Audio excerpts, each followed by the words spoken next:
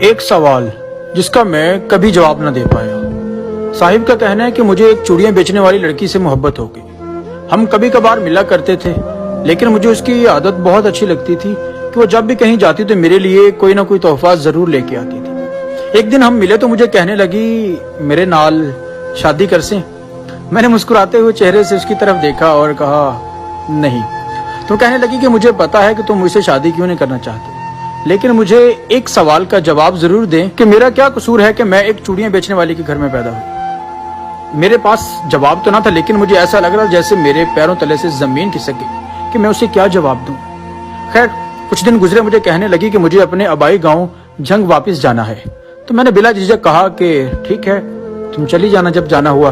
تو اس کا یہ تھا کہ شاید مجھے روکے گا، میں نے اسے نہیں روکا تو اپنے گاؤں واپس چلی گئی۔ اس سے بچھڑے ہوئے بہت وقت گزر چکا تھا۔ میرا اپنے دوستوں کے ساتھ ہیر رانجھا کے مزار پہ جھنگ جانا ہوا تو جیسے ہی ہم واپس آنے لگے تو ہم دوست آپس میں کھڑے باتیں کر رہے تھے کہ اچانک مجھے ایک نرم ہاتھوں کی نرمی محسوس ہوئی۔ تو جیسے میں نے مڑ کے واپس دیکھا تو وہی لڑکی تھی۔ بے جھجک اس نے کہا کہ آج میری عید ہو گئی، کیونکہ آج مجھے تیری دید ہو گئی، اور آج میری ہر وہ دعا قبول ہو گئی جو میں یہاں پہ آ کے دعائیں اللہ پاک سے مانگا کرتی تھی۔ اس کی سہیلیوں کے کہنے پہ مجھے پتا چلا کہ یہاں پہ آ کے ہر روز یہی دعا کیا کرتی تھی کہ یا اللہ مجھے اس کا دیدار کروا دے، مجھے اس کا دیدار کروا دے۔ اور وہ اتنی بے تحاشا خوش تھی کہ جیسے اس کی خوشی کا کوئی ٹھکانہ نہیں تھا۔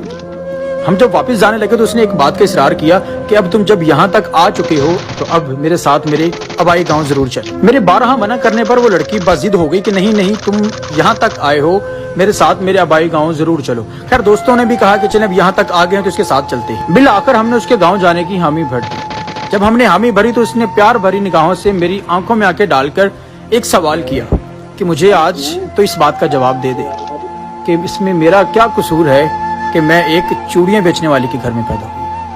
ہمیشہ کی طرح میرے پاس اس کے سوال کا کوئی جواب نہ تھا۔ میں نے اس کی طرف پیار بھری نگاہوں سے دیکھا اور کہا کہ چلو تمہارے گاؤں چلتے ہیں۔ وہ بھاگ کے گاڑی کی فرنٹ سیٹ پہ ایسے بیٹھی کہ جیسے اسے دنیا کی ہر چیز مل گئی ہو۔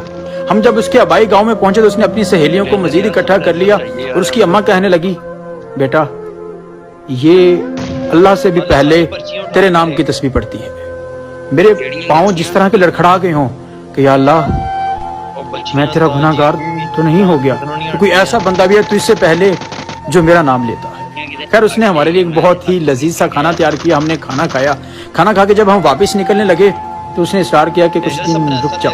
خیر ہم رک نہیں سکتے تھے، ہمارے پیچھے کے بہت زیادہ کام تھے، لیکن جب ہم واپس نکلنے لگے تو اس نے پھر سے ایک سوال کیا کہ اب جا تو رہے ہو، مجھے ایک سوال کا جواب دے دو کہ اس میں میرا کیا قصور ہے کہ میں ایک چوڑیاں بیچنے والے کے گھر میں پیدا ہوں۔ اور یہ بندہ کیا جواب دیتا جو اس کے بارہا پوچھنے پر اسے کوئی جواب نہ دے سکا تھا۔ بالآخر میں واپس آ گیا۔ کچھ وقت گزرا تو مجھے اس کی کمی محسوس ہونے لگی۔ مجھے اس کی یاد آئی تو میں اس کے گاؤں جھنگ چلا گیا۔ جب وہاں پہنچا تو مجھے کہیں دیکھنے پر وہ ملی نہیں۔ اس کی ماں سے اور اس کی سہیلیوں سے میری بات چیت ہوئی تو انہوں نے کہا کہ جب تم یہاں سے چلے گئے تھے تو اس نے کھانا پینا چھوڑ دیا تھا، وہ بہت بیمار ہو چکی تھی۔ بالآخر ایک دن ایسا آیا کہ وہ اس دنیا سے چلی گئی، لیکن وہ جاتے جاتے ایک سوال چھوڑ گئی کہ جب وہ آئے تو اسے ایک سوال ضرور کرنا کہ اس میں میرا کیا قصور تھا کہ میں ایک چوڑیاں بیچنے والے کے گھر میں پیدا ہوئی۔